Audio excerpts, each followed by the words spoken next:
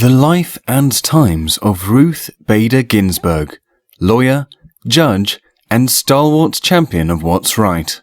Supreme Court Justice Ruth Bader Ginsburg passed away on Friday, September 18, 2020, at the age of 87.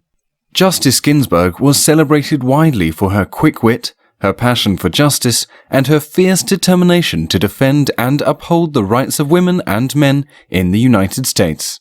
Ruth Bader Ginsburg was a 5-time survivor of cancer and most recently suffered a reoccurrence earlier this year. This summer, she noted that it appeared the chemotherapy she received was working. She died surrounded by her family at her home in Washington, D.C. Chief Justice John Roberts issued a swift statement following the announcement of her passing. "Our nation has lost a jurist of historic stature. We at the Supreme Court have lost a cherished colleague. Today we mourn, but with confidence that future generations will remember Ruth Bader Ginsburg as we knew her, a tireless and resolute champion of justice."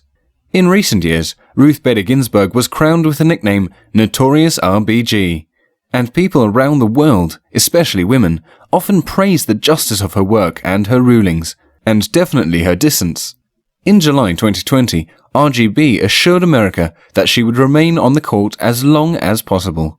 "I have often said I would remain a member of the court as long as I can do the job full steam. I remain fully able to do that." Born on March 15, 1933 in Brooklyn, New York, RGB was the second child of Nathan and Celia Bader. She was raised in a working-class Jewish family that placed great emphasis on the importance of attending college. Her mother, Celia, didn't have the opportunity to advance her own education and was instead made to work in a garment factory to fund her brother's education instead. Ruth was inspired by the circumstances of her mother's story and worked diligently throughout high school to make sure she could get into an excellent college. Sadly, Celia died before Ruth finished her secondary school studies. Ruth earned her bachelor's degree from Cornell University in 1954 and finished right at the top of her class. She met and married her husband, Martin D. Ginsburg, the year she graduated. The pair fought quite a few challenges during the early years of their marriage. Martin was drafted into the military right as their daughter, Jane, was born. When Martin returned from war 2 years later, both he and Ruth enrolled in law school in Harvard. The 1950s were not kind to a lot of people if you weren't white and male, and that group definitely included women.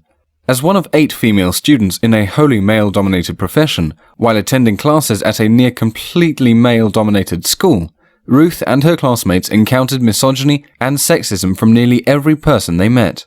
She somehow found a way to balance motherhood, law school, and the expectations that were put on her as a wife, and she even became the first female member of the Harvard Law Review. Her home life was rocked again when her husband was diagnosed with testicular cancer in 1956.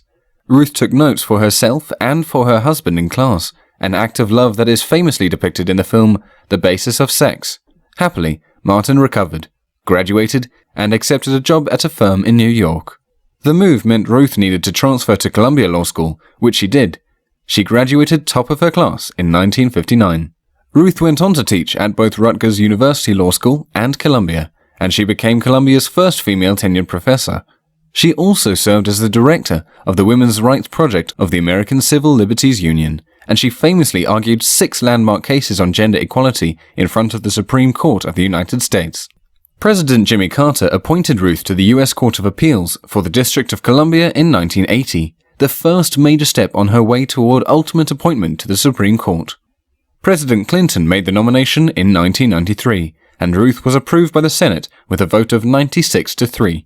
Ruth Bader Ginsburg was the most prominent member of SCOTUS and served nearly 3 decades as a justice. She weathered many a storm throughout her legendary tenure and proved herself a powerful advocate for the American people. While she is thought of as a very liberal judge, RGB was often a fan of caution.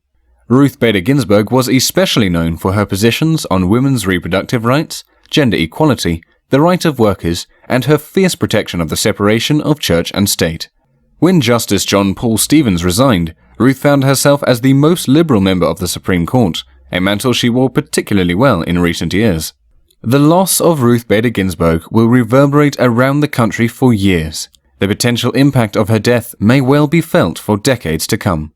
No one was more aware of this than Ruth herself. In the days before her death, she dictated a message to her granddaughter Clara Spera. "My most fervent wish is that I will not be replaced until a new president is installed." Ruth Bader Ginsburg will be remembered for being many things. For a lot of people, she will be most remembered for her unyielding feminism and her insistence on equality between men and women. In 2005, she shared the advice she received from her mother. "My mother told me two things constantly. One was to be a lady, and the other was to be independent." The latter was something very unusual, because for most girls growing up in the 1940s, the most important degree was not your BA, but your MRS.